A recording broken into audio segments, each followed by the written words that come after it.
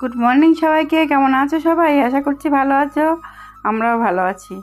এই ব্লগটা শুরু করে দিলাম এখন থেকে। ভালো আছি খুব সুন্দর করে বললাম, কিন্তু সত্যি কথা বলতে একদম ভালো লাগছে না আমার। এই যে বৃষ্টি, প্যাচপ্যাচে বৃষ্টি, চারিদিকে এরকম জল কাদা, যদিও আমার মানে আশপাশে কাদা নেই, তবুও সেই প্যাচপ্যাচে একটা ব্যাপার থাকে, প্যাচপ্যাচানি। তারপরে জামা কাপড় শুকাচ্ছে না ঠিক মতন, মানে যে কি বিরক্তি লাগছে তোমাদেরকে আর বলে বোঝাতে পারবো না। এটা যদিও মানে বেশিরভাগ জায়গাতেই হচ্ছে, মানে যেখানেই যা ফোন করছি না কেন সব একই কথা বলছে, শুধু যে আমাদের এখানে সেটা আমি বলবো না। তারপরে দেখো চলে এলাম কিন্তু পুজো করতে। পুজো করেও নিলাম, পুজো করে নিলাম বলতে পুজোটা তো তোমাদের সঙ্গে সেভাবে শেয়ার করা হয় না। পুজোটা হয়ে গেল মানে কি বলো তো, একদম সারাদিনের অর্ধেক কাজটাই মানে হাফ কাজটাই মানে আমি কমপ্লিট করে ফেলতে পারলাম আর কি। এরপর একবার মানে দুপুরের সেবাটা দিতে হবে সোনাকে, আমার নাড়ু সোনাকে, তারপরে গিয়ে আবার সেই সন্ধ্যাবেলায়। যাই হোক, পুজো টুজো করে নিয়ে চলে এলাম নিচে। এসে দেখো সবজি বাজারে চলে এসছে কিছুটা। এই বর্ষার মধ্যেও তো সবজি ছিল না, ওই জন্যে সবজি তো লাগবে, যেহেতু নিরামিষের দিন একটু সবজি লাগবে। সেই জন্য কতও চলে গিয়েছিলো একটুখানি বাজারে, খুব কষ্ট করেই গেল। আর তার মধ্যে কিন্তু চলে এলাম দেখো রান্নাঘরে আগেই তো এসেছি, সবজি দেখালাম যখন আগেই চলে এসেছি। এসে এই যে ডাল বসালাম, যেহেতু মুগের ডাল হবে শনিবার না সোমবার। আমরা তো শনিবার আর সোমবার দুদিন নিরামিষ খাই আর কি। যাক, ডালটা একটু বসিয়ে দিলাম, খুব জলদি করতে হবে, কারণ আমার এখনও আসল কাজ না, আসল কাজ তো আমার পুজো মনে করি। আর আজকে বিছানাটার চাদরটাকে আবার চেঞ্জ করতে হবে বলে, মানে আগের থেকে আমি বিছানাটা গোছাইনি, ওটাকে আজকে বদলাবো। অনেক দিনও হয়ে গেল, সেই জন্য ভাবলাম যে আগে রান্নার কিছুটা জোগাড় করে যাই, তারপরে না হয় গিয়ে ওইগুলো করব। ঘরে যদি যায় না অনেকটা সময় লাগে, জানো না, অনেকটাই সময় লাগে। মানে একটা চাদর তুলবো, সেটাকে আবার নতুন করে পাতবো, গোছাবো, আর চাদর তুলতে যাওয়া মানে এখানে মোছা ওখানে মোছা, ওটা হতেই থাকে। সেই জন্য ভাবলাম যে আগে আমি এদিক থেকে রান্নার কাজটা একটুখানি সেরে যায়, তারপরে যা না হয় ওইদিকে গিয়ে করবো। আর এদিকে এই যে ডাল হচ্ছে, আর এদিকে হচ্ছে আলু হচ্ছে সেদ্ধ, আর হবে কাঁকরোল আর পটল ভাজা, আর হবে ফুলকপি আলুর ডালনা। মানে এই রান্না এইগুলোই হবে আর কি নিরামিষে।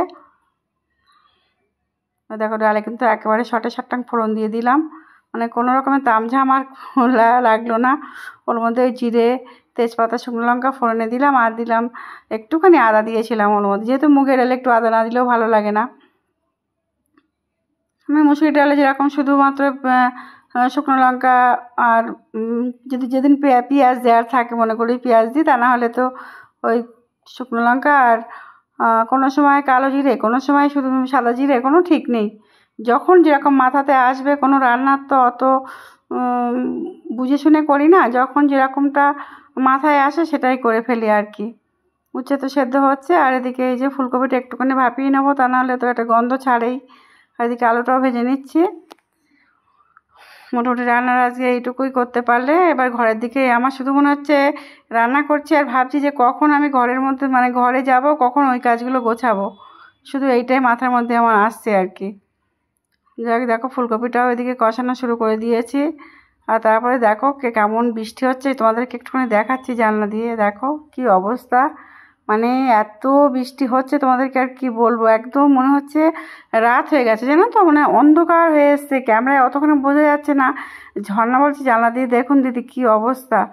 সত্যিই তাই মনে হচ্ছে সন্ধ্যা দিতে যাওয়ার সময় যেমন সন্ধ্যা হয়ে গেলে যেমন হয় না, ঠিক তেমনটাই লাগছিল, কিন্তু ক্যামেরায় এতখানি কালো বোঝা যাচ্ছে না আর কি। এটা আমার রান্নাঘরের পাশে যে জানালাটা আছে না, বেসিংয়ের সামনে, ওইখান থেকেই। চলো এবার ঘরের দিকে যাই, আর দেরি করলে হবে না। জানলাটা দিয়ে দিলাম, জল আসছিল বলে, প্রচণ্ড জল আসলো। এই দেখেছো ঘরের মধ্যে কি অবস্থা একদম। এখন বাজে প্রায় কটা বাজে বলবো, প্রায় 12টা তো বেজেই গেছে। 12টার সময় আমি এখন এসেছি বিছানা তুলতে। এই দেওয়ালটাকে একটুখানি ঝেড়ে নিচ্ছি। এটা না ঝুলঝুল মতো ব্যাপার থেকেই যায়। দেখো অতখানি দেখাতে গেলে না অনেক সময় লাগবে, সেই জন্য আমার তো কত সময় লাগলো, কিন্তু ওই যদি দেখাতে যায় না, সে তোমরা বিরক্ত হয়ে যাবে। আমার নিজেরই বিরক্ত লাগছে দেখতে, গিয়ে তোমাদেরকে কি বলবো বলো। এই দেখো বিছানাটা এমনি চাদরটা তো পাতা হয়ে গেছে, এবার বালিশের কভার, যেটা সব থেকে বিরক্তিকর কাজ, মাথার বালিশ তবুও, কিন্তু ওই যে পাশের বালিশ লাগাতে গিয়ে যে কি ধস্তাধস্তি করতে হয় আমাকে, তার কি বলবো, একবারে চরম বিরক্তিকর কাজ আমার কাছে ওই একটা। মানে কিছু কিছু কাজের মধ্যে ওই যে পাশের বালিশে কভার লাগানো মানে আমার কাছে একদম, তোমাদেরকে আর দেখালাম না, ওই বিরক্ত তোমরা হয়ে যেতে। তো অনেকক্ষণ ধরে ধস্তাধস্তি করে তারপরে আমি ওটাকে পারলাম আর কি লাগাতে। আর কেন বলো। আর এই যে এদিকে আবার এটা গুজে দিলাম, এই কদিন আগের বারে বেড করে পাতলাম না, বারবার ফ্যানে মনে হয় বাড়ি খাচ্ছিল, না এটাকে গুজেই দিই, অ্যাকচুয়ালি গুজে দিলেই ভালো লাগে। আমি আবার মাঝে মধ্যে কেরামতি করি। আর এই যে আজকে এই আলমারিটাও মুছতে, আজকে বলে কথা না, প্রতিদিন মুছি। এই যে বলি সব কাজ দেখানো হয় না, দেখি দেখি কি কাজ করা সম্ভব বলো তো। মাঝে মধ্যে তো মনেই থাকে না, সকাল থেকে যে কিছু তোমাদের সঙ্গে শেয়ার করি বা কিছু মনেই থাকে না আমার। আজকে ভেবেই নিয়েছিলাম না কাজ সব, গতকাল যেটা হয়েছিল ওই যে ওপরে টিভি ইউনিটের সামনে মোছামুছি করলাম, পেছনে সোফা টোফাও গোছালাম, ঠিক করলাম, অথচ দেখো সেটাকে ক্যামেরা অন করতেই ভুলে গেছিলাম, জানো না। গতকালের ভিডিওতে যেটা হয়েছিল আর কি, দেখেছিলে তোমরা যারা দেখেছো আর কি। এই দেখো এবার এই ওয়ার্ডরোবটা মুছে নিলাম, অনেক কোন দিকে মুছতে আর বাদ দিচ্ছে না। এদিকে দেয়াল আলমারিটাকেও একটু মুছে নিলাম, ভেবেছিলাম যে ভেতরে বইটা একটু অর্ধেক অগোছানো হয়ে আছে, না বার করে গোছাই, কিন্তু দেখছি যে অনেকটা বেলা হয়ে যাচ্ছে। আর এরপরে মানে খাওয়া দাওয়ার ব্যাপার আছে, সেই জন্য আর আমি ওইটা আজকাল হাত দিলাম না, তবে দেবো পুজোর আগে আগে ইচ্ছা আছে যে এইসব কাজগুলো একটুখানি গোছাবো আর কি। আর যে বেড কভারটা পাচ্ছি না, এটা এত ছোট, একদিক দিয়ে টানছি, মানে বিশেষ করে লম্বায়, আলে কিন্তু ঠিকঠাক আছে, একদম আলে যথেষ্ট পরিমাণে চওড়া, কিন্তু এই যে লম্বাটায় ভীষণ ছোট। এমনিতে এটুকু ছোটো খাট, তার মধ্যে আবার চাদরখানাও ছোট।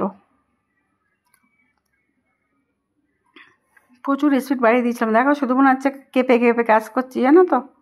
দেখো মনে হচ্ছে কাঁপছি না একদম, আমার তো তাই মনে হচ্ছে যে ভয়েস দেওয়ার সময় যে মনে হচ্ছে আমি কাঁপছি, একদম পুরো কাঁপছি। এই দেখো এটাও মোটামুটি গুছিয়ে ফেললাম।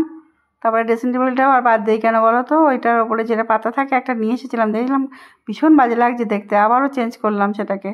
এইসব করছি, কিন্তু দেখাচ্ছি কতখানি কম সময়ের মধ্যে, কিন্তু এটা যে কতখানি সময় লাগে আমার, তা তোমাদেরকে আর কি বলবো বলো।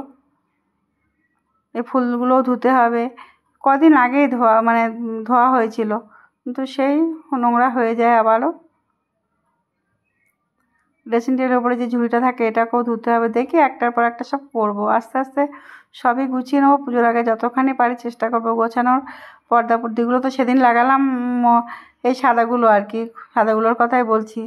আর আমি এই মুহূর্তে হয়তো বা আর এটাকে চেঞ্জ করব না, এটাই থাকবে পুজো পর্যন্ত, দেখি সেটাই ভেবেছি।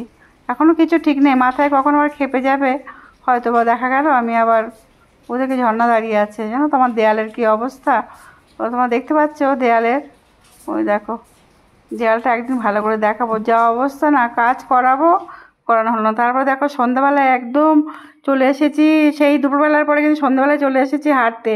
উত্তম বাড়ি এসে বলছে কাকিমা চাঁদ উঠেছে, বড় একখানা চাঁদ উঠেছে, সেই না শুনে কতকে বললাম চলো হেঁটে আসি। দুজনে হাঁটতে হাঁটতে আবারও সেই, জানো তো আমরা একটা মশলা মুড়ি খেয়েছিলাম এই যে বাজার কলকাতা এর অপোজিটে, এত ভালো বানায় তোমাদেরকে কি বলবো, সেই খাওয়ার লোভে হাঁটতে বেরিয়ে খেতে এসেছি আর কি। চলো, আর তো বেশি ব্লগটা বড় করা যাবে না, মোটামুটি এখান থেকেই ব্লগটা রাখবো, আজকের ব্লগটা রাখবো, আবার নতুন ব্লগের সঙ্গে আসবো। তোমরা ভালো থাকবে, এই সেই দোকানটা, ভালো থাকবে, সুস্থ থাকবে, সাবধানে থাকবে। দোকানটা কী কী পাওয়া যায় একটু দেখিয়ে দিলাম, আট ভাজা, খই, মুরগি, তিলের নাড়ু, নারকেল নাড়ু সব পাওয়া যায়।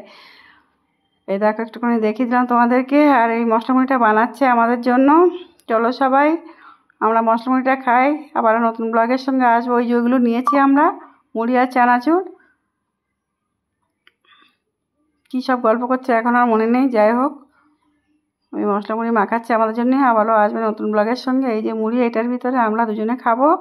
চলো সবাই টাটা, শুভ সন্ধ্যায় বলি, শুভ সন্ধ্যা সবাইকে, চলো টাটা।